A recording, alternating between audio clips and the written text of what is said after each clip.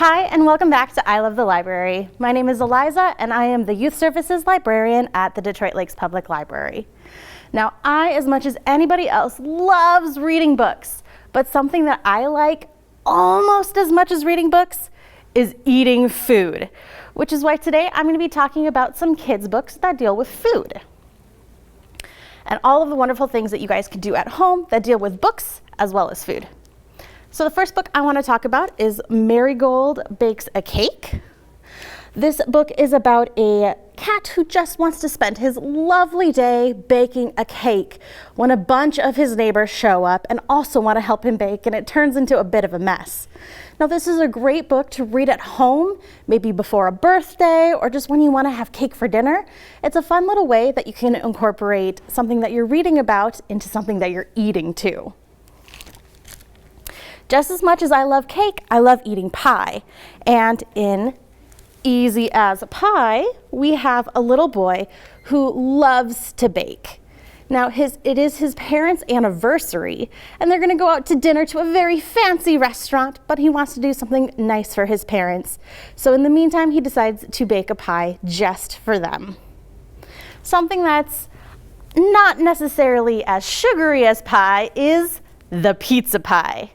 In The Little Red Hen Makes a Pizza, we get a beautiful retelling of the age-old fable of the Little Red Hen, who asks all of his friends to help her make, bread and all of that kind of stuff before they don't help out, but they still want to eat the bread. In this reimagining, she is making a pizza. And this is a great way to incorporate some different life skills in with your kids. You can talk about having to go to the grocery store and paying money for your ingredients that you have that goes into making your pizza.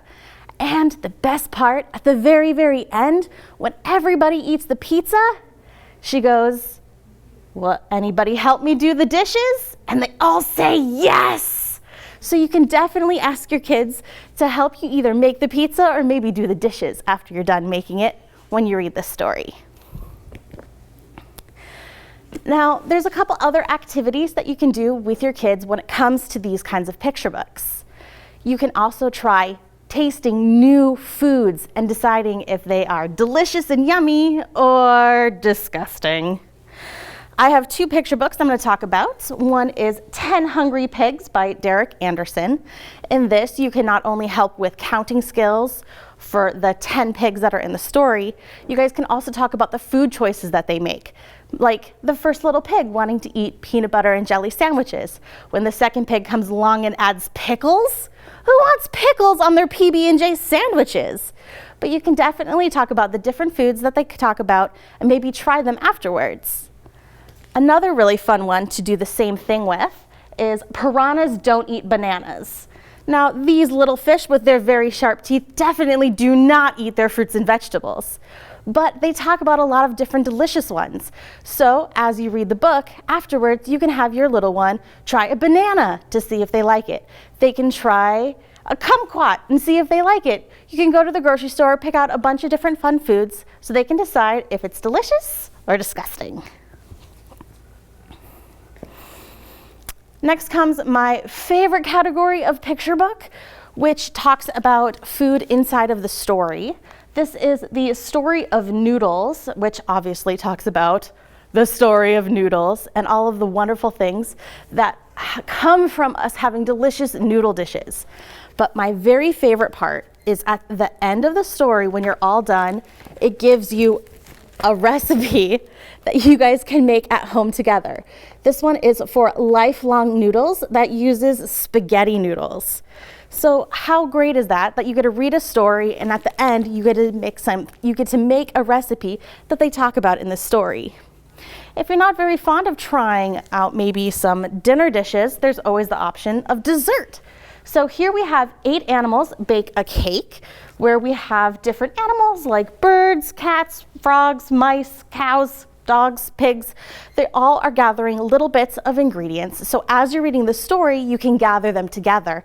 At the very, very end, you guys get to mix them all together, throw it in the oven, have a little dance party while it's baking, and then get to enjoy a delicious treat afterwards.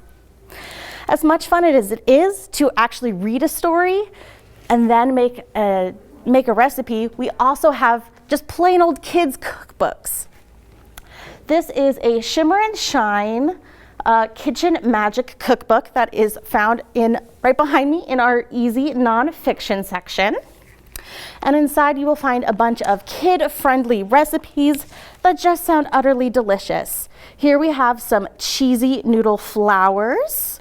Yum, we talked about noodles earlier. Here we have a gooey gummy genie jelly. So there's a bunch of fun, different activities that you can do when it comes to books here at the library. Check out as many as you like, try out recipes at home, and maybe recommend one to me the next time you stop by the library. So thanks for coming in, and we'll talk to you later.